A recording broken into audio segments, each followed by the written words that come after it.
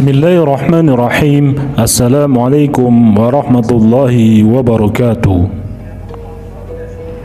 Pada kesempatan kali ini saya akan membahas tentang penjajah Portugis begitu takjub dengan teknologi kapal perang Kesultanan Demak. Peta persaingan eksistensi pengaruh antara kesultanan-kesultanan di Nusantara dan kekuatan Eropa yang diwakili Portugis mencapai puncaknya pada abad ke-16 Masehi. Dalam kurun waktu tersebut, persaingan ini diwarnai dengan perebutan pengaruh di jalur perdagangan Nusantara. Portugis menguasai hampir keseluruhan jalur di Selat Malaka dan kepulauan-kepulauan Maluku. Sementara itu, kekuatan Kesultanan Islam mampu menguasai pesisir pantai barat Sumatera, Jawa, dan Makassar. Dengan didominasi kesultanan-kesultanan Islam di daerah tersebut, membuat Portugis benar-benar mampu dilokalisir dan sangat kesulitan melebarkan kekuasaannya selain di wilayah Malaka dan Maluku. Dalam persaingan eksistensi ini, tak jarang keduanya terlibat peperangan-peperangan panjang yang begitu menguras fokus dan sumber daya. Pada periode ini, Portugis benar-benar mengalami kehancuran di Maluku pada tahun 1576. Hal ini disebabkan pihak Malaka tidak bisa mengirim bala bantuan karena harus menghadapi perlawanan Kesultanan Aceh Darussalam serta Jawa yang diwakili prajurit Ratu Kalinyamat. Walaupun banyak disebutkan pihak kesultanan kalah dalam peperangan di Malaka, namun hal itu tidak bisa dibilang sebuah kegagalan mutlak. Mengapa? Karena pihak kesultanan berperan sebagai penyerang yang harus meninggalkan tanah asalnya untuk melakukan invasi militer. Oleh karena itu, diperlukan lebih banyak usaha dan perbekalan dibandingkan pihak yang hanya sekedar bertahan. Pun demikian juga sebaliknya, ketika Portugis hendak berusaha mengambil alih jalur Selat Sunda dengan bekerja sama dengan Pajajaran, maka dengan mudah pasukan Portugis diporak-porandakan oleh pasukan Banten yang dipimpin Fathahillah dan Maulana Hasanuddin. Alhasil, wilayah pelabuhan Sunda Kelapa mampu direbut tentara Islam dan Portugis gagal menancapkan kekuasaannya di Jawa. Dari berbagai persaingan militer yang terjadi, maka menarik untuk diketahui mengenai teknologi peperangan yang dimiliki oleh pasukan Islam sehingga mampu mengimbangi kekuatan Eropa pada masa itu. Salah satu faktornya ialah teknologi kapal perang. Seperti disebutkan di awal bahwa tercatat pasukan Jawa setidaknya telah berusaha menyerang Portugis sebanyak 4 kali ke Malaka, yaitu pada tahun 1513 dan 1526 di bawah komando Pati Unus dari Kesultanan Demak, dan tahun 1550 serta tahun 1575 oleh serangan Jepara di bawah pemerintahan Ratu Kalinyamat. Mengingat jarak antara Malaka dan Jepara terpaut sangat jauh, maka persiapan penyerangan ke sana membutuhkan teknologi kapal yang mumpuni. Setidaknya, kapal harus memiliki kemampuan untuk menembus badai laut, memiliki fleksibilitas dalam operasionalnya, dan mampu mengangkut prajurit dalam jumlah yang besar. Bagi penguasa-penguasa Jawa, tentu membuat kapal yang dibutuhkan tersebut tidaklah terlalu sulit. Orang Jawa telah mengenal pembuat kapal super besar yang diberi nama Jung. Sebagai penguasa Demak, Sultan Abdul Fattah juga diketahui adalah salah satu keturunan Brawijaya V yang dikenal pernah memiliki teknologi kapal yang sangat mumpuni. Dengan kemampuan pembuatan kapal yang dimiliki serta dukungan adanya bahan baku berkualitas berupa kayu jati yang melimpah, maka Sultan Abdul Fattah memerintahkan pembuatan kapal-kapal ini secara serius kepada anaknya Raden Surya atau Pati Unus. Pembuatan kapal-kapal perang kesemuanya dilakukan di galangan kapal Semarang dan Jepara. Di sana, mereka memulai membangun kapal-kapal yang hendak digunakan untuk ekspedisi militer. Di antara kapal-kapal yang dibuat adalah lancaran, perahu dengan 1 hingga 3 tiang, dan bisa didayung. umumnya memiliki panjang 10-20 meter untuk mengangkut keperluan logistik. Kemudian ada penjajab. Kapal ini adalah kapal yang digunakan untuk pertempuran di laut. Berbentuk panjang dan ramping dengan haluan dan buritan yang sangat lancip dan dibuat ringan agar dapat bergerak cepat. Ukurannya beragam, tetapi semakin kecil makin baik karena kecepatannya menjadi bertambah besar. Serangan biasanya dilakukan menggunakan kapal pengajava kecil yang dapat bergerak cepat. Di sana berisi 50-100 prajurit.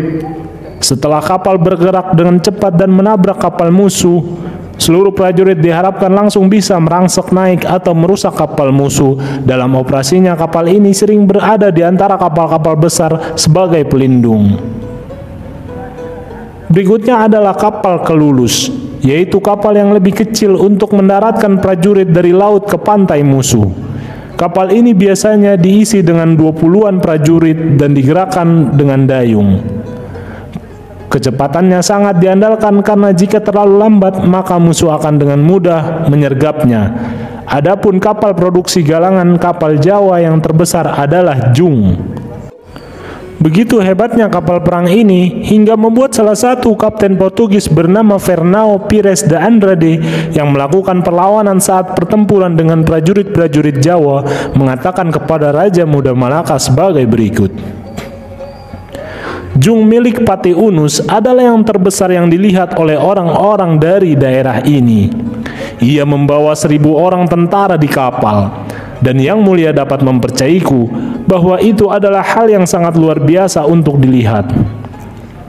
Karena Anunciada, kapal perang Portugis di dekatnya tidak terlihat seperti sebuah kapal sama sekali. Kami menyerangnya dengan bombard, tetapi bahkan tembakan yang terbesar tidak menembusnya di bawah garis air. Dan tembakan esfera meriam besar Portugis yang saya miliki di kapal saya berhasil masuk tetapi tidak tembus. Kapal itu memiliki 3 lapisan logam yang semuanya lebih dari 1 koin tebalnya, dan kapal itu benar-benar sangat mengerikan. Bahkan tidak ada orang yang pernah melihat sejenisnya. Butuh waktu 3 tahun untuk membangunnya. Yang mulia mungkin pernah mendengar cerita di Malaka tentang Patih Unus yang membuat armada ini untuk menjadi Raja Malaka.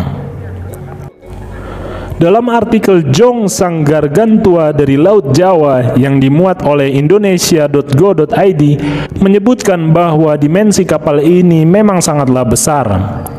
Adapun ciri-ciri khususnya adalah memiliki panjang lebih dari 50 meter dan kapasitas angkut 500 hingga 1.000 orang, dan memiliki kapasitas beban antara 250 hingga 1.000 ton.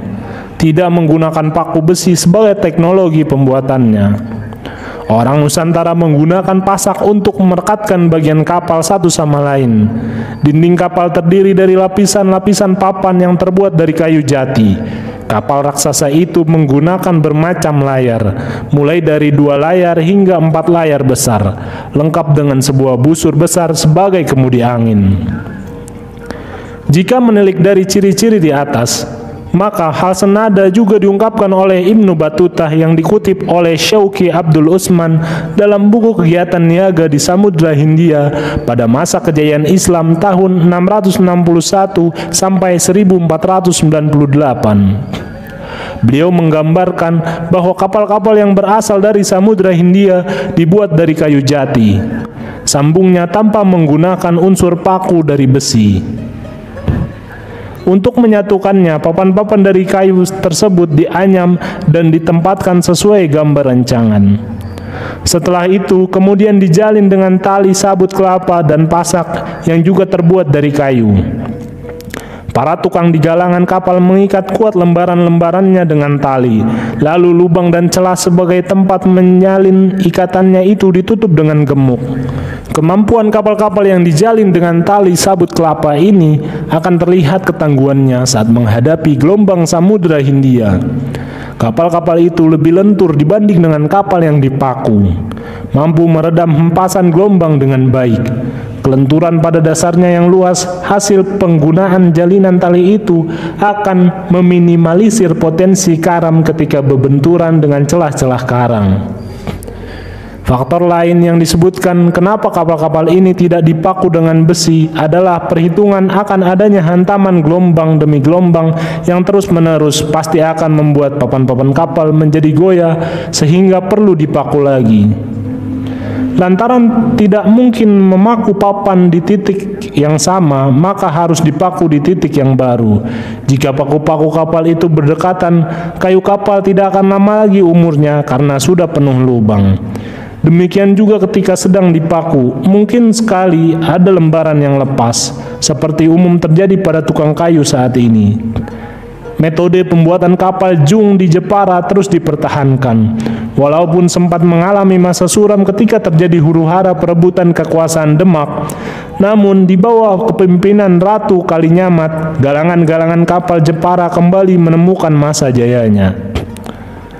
2 kali penyerangan Ratu Kalinyamat ke Malaka dengan pengerahan lebih dari 500 kapal perang sudah cukup membuktikan betapa kapal-kapal produksi galangan kapal pesisir pantai utara Jawa ini mampu bersaing dengan armada terbaik di dunia saat itu.